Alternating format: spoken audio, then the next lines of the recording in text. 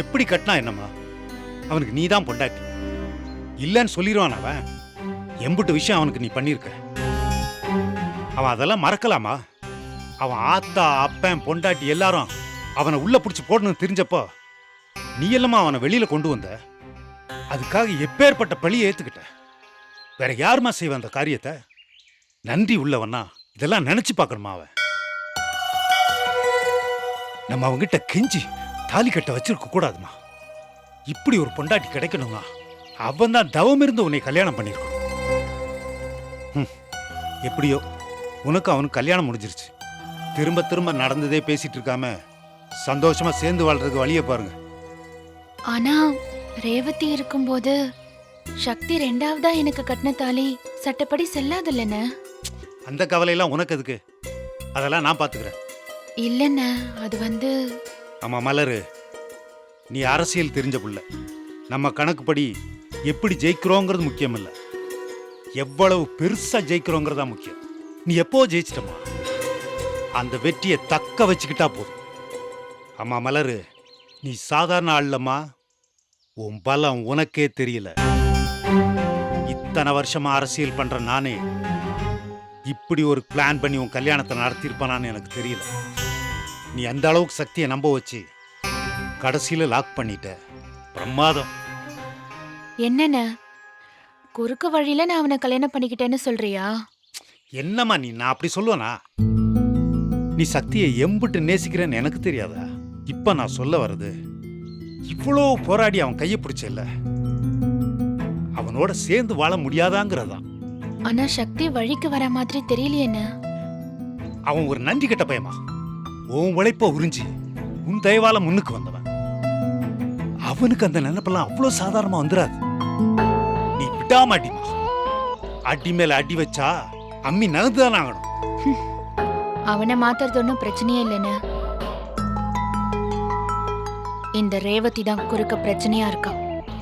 அவ இருக்கிறதுனாலதான் சக்தி இன்னும் நம்ம பக்கம் வராம இருக்கான்.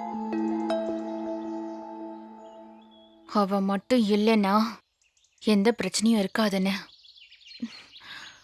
அதான் என்ன பண்றதுன்னு தெரியலண்ண. அட இதெல்லாம் ஒரு விஷயமாமா? அவனை என்ன பண்றது நான் பாத்துக்கிறேன். என் தங்கச்சிக்காக இதை கூட செய்ய மாட்டேனா? நீ கவலையே படாத. வாமா. அட வாமா.